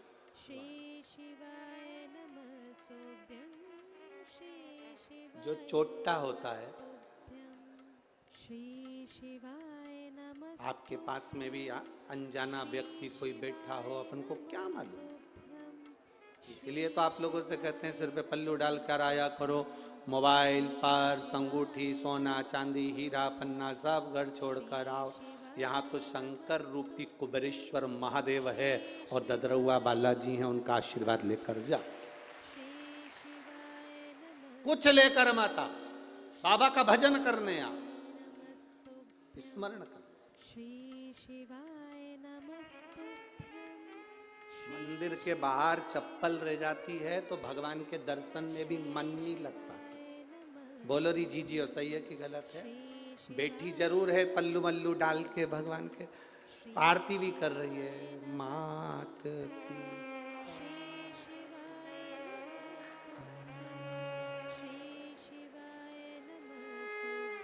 मालूम पड़ा ले गया।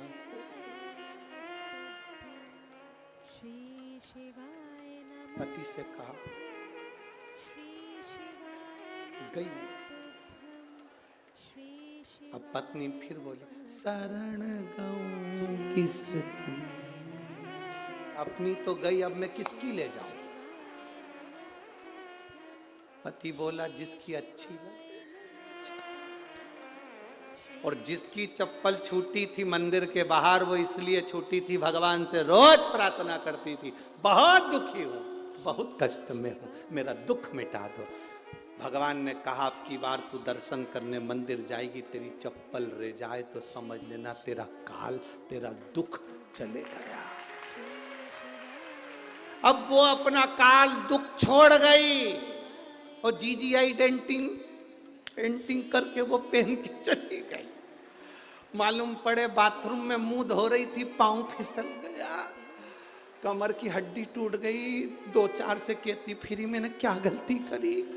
इतने में किसी ने कहा कथा सुनी कि नहीं सुनी, किसी का छाता, किसी की चप्पल और किसी का मांग का टीका ये कभी नहीं रखना चाहिए, बर्बाद कर देता।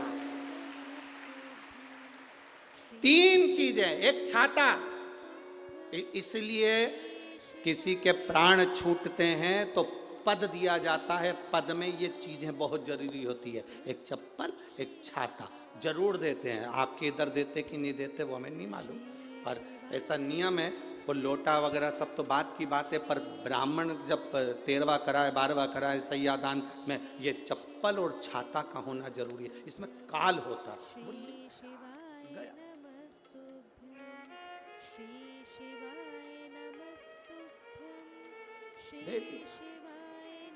बहुत जरूरी। देवराज के भीतर वो जो धन रखा था उसके कारण देवराज की चित्तवृत्ति ठीक नहीं हो पा रही, वो धन के कारण। अब देवराज की चित्तवृत्ति ठीक नहीं हो रही थी, इसलिए देवराज धन को लेकर बेलपत्री के वृक्ष के नीचे आया। उसको नहीं मालूम कि बेलपत्री का पेड़ है, उसको ज्ञात ही नहीं, उसके स्मरण में नहीं। जो नहीं जानता था कि बेलपत्री में क्या फल है वो भटकता रहा। जिसने बेलपत्री का प्रयोग करा उसके जीवन को मालूम पड़ गया कि बेलपत्री में सुख क्या है। जो शंकर भगवान पे चढ़े हुए जल के महत्व को नहीं जानता था वो चढ़ाकर चले जाता था, पर जिसने शिव महापुराण की कथा को जब से सुनना चालू करा, शंकर भगवान पे चढ़े हुए जल का आचमन करना प्रारंभ करा, तब मालूम पड़ा कि शंकर के जल का क्या प्रभाव है। मंदिर में झाड़ू लगाने का, मंदिर में पोछा लगाने का, मंदिर के जाले साफ करने का, मंदिर में सफाई करने का, मंदिर में पुताई करने का क्या फल है, जो करता है उसको मालूम है, जो करता है उसको मालूम। अभी महाराज जी ने एक पत्र ला कर दिया, ये पत्र एक अभी ला के दिया।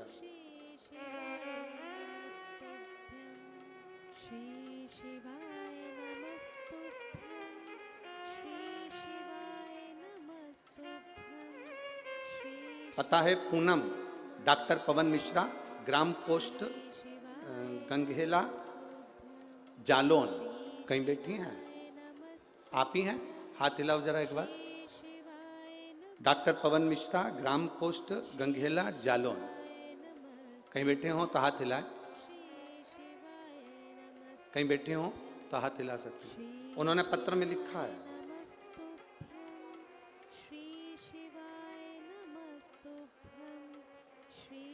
मेरे पति कई वर्षों से नौकरी की तलाश में लगे थे, अच्छी पढ़ाई के बावजूद भी उनको असफलता मिलती थी। मैं गुरुदेव किसी के कहने पर पशुपतिनाथ का व्रत किया, शिव जी को जल चढ़ाना प्रारंभ करा, बेलपत्र का प्रयोग करा, शमी पत्र और बेलपत्र अशोक सुंदरी वाली जगह पर चढ़ाना प्रारंभ करा। टीवी के सामने बैठकर कथा सुनती, आसन लगाकर बाबा से प्रार्थना करती। गुरुदेव आसन लगाकर कथा सुनने के बाद आरती होती, आरती के बाद उठकर जाती, बाबा से प्रार्थना करती, आप इतना सबका भला करते हो तो मुझे क्यों छोड़ दिया। मैं बाबा को यहाँ इसलिए आई हूँ इस ददरुआ धाम पर कथा सुनने के लिए कि मेरे बाबा ने मेरे पति को सरकारी नौकरी शिक्षक पद में दे दी है। मैं बाबा को धन्यवाद देने के लिए। शिव कृपा औघड़दानी शंभु इसी को कहते। आपका विश्वास जितना दृढ़ होगा, धन है, चोरी का धन लाया था, बेलपत्र की पेड़ की छांव में आया, उस चोरी के धन ने असर नहीं करा, तब माँ जो जल चढ़ाती थी उसका पुण्य इसके खाते में आया और इसको भगवान शंकर लेने के लिए आए, परम धाम मिल गया। आगे वर्णन आता है, बिंदुक नाम का ब्राह्मण जल में डूब कर मर गया। चोर था, वो भी चोरी कर रहा था, जल में डूबा मर गया। धर्मपत्नी चंचुला देवी ने अपने पति बिंदुक के प्रेत योनि से मुक्ति के लिए काशी में दर्शन करने के लिए, काशी में जब गई तो मन नहीं लग रहा था भगवान की कथा में। भगवान की कथा में मन लगाना जरा कठिन है। ये मन को बांध कर भगवान के चरणों में ले जाना पड़ता है। कोई भगवान के चरणों में ये मन वैसे ही नहीं जाता। आप में से कितने लोग हैं जिनका मन कभी कभी शमशान घूमने का करता हो? अरे बोलो तो जम के, है कोई ऐसा? जितने बैठे हैं सबका मन होटल में घूमने का करेगा, सबका मन दिल्ली घूमने का करेगा, बाहर घूमने का करेगा, यहाँ घूमने का करेगा, वहां घूमने का करेगा, पर संसार का कोई व्यक्ति ऐसा नहीं होगा जिसका मन शमशान में घूमने का करेगा। चलो आज मेरा मन बहुत अच्छा है तो मैं शमशान में घूम के आता हूं। कौन का मन करता? कोई नहीं जाता। मुर्दे को भी ले जाते हैं तो बांध कर लेकर जाते हैं, क्योंकि लोगों को टेंशन रहता है, भग गया तो उसकी भी चिंता है, इसलिए बांध कर ले जाते। भगवान के शंकर के द्वार पर शमशान में अगर किसी को ले जा रहे हैं तो बांध कर ले जा रहे हैं। उसी तरह जब भगवान की कथा में जाओ तो इस मन को बांध कर ले जाना पड़ेगा। 5 दिन की कथा में पहला दिन हो, दूसरा दिन हो, इस मन को खींच कर लाना पड़ेगा। चल कथा में चल, पर ये मन थोड़ी थोड़ी देर में घड़ी पर जाएगा। दूध निकालना है, 3:30 बज गई है, जाऊं मैं, भैंस इंतजार कर रही होगी, मैं जाऊं। 3:45 बज गई, घर जाऊं, फिर पानी का मौसम हो गया, अंधेरा हो गया, तो फिर मन आया अब तो एक काम करती हूँ, उठी जाती हूँ। जो उठी पड़ोसन को कोनी मारती। अब एक आध बार पड़ोसन जा रही हो ऊपर और तुझे कोनी मार के कह दे, तो मन बड़ा चंचल, इसको बांधना पड़ेगा, खींचना पड़ेगा, और मन को खींचकर शिव पुराण तक लाना पड़ेगा। चंचुला देवी ने शिव पुराण तक मन को लगाया, बिंदुक प्रेत योनि से मुक्त हुआ। शंकर पार्वती जी ईश्वर जी गोरा जी बने हैं। जोरदार ताली बजाएं, ईश्वर जी गोरा जी हमारे बीच में पधार रहे हैं। शंकर पार्वती जी ईश्वर गोरा जी बने हैं, और ईश्वर गोरा जी बनकर शंकर पार्वती भगवान शिव की पावन कथा सुनने के लिए आनंद के साथ तुमरुका जी के सम्मुख में जाते हैं। 5 दिवसीय तक ददरुआ धाम सरकार की इस पवित्र भूमि भिंड जिले के अंदर ये कथा हो रही है।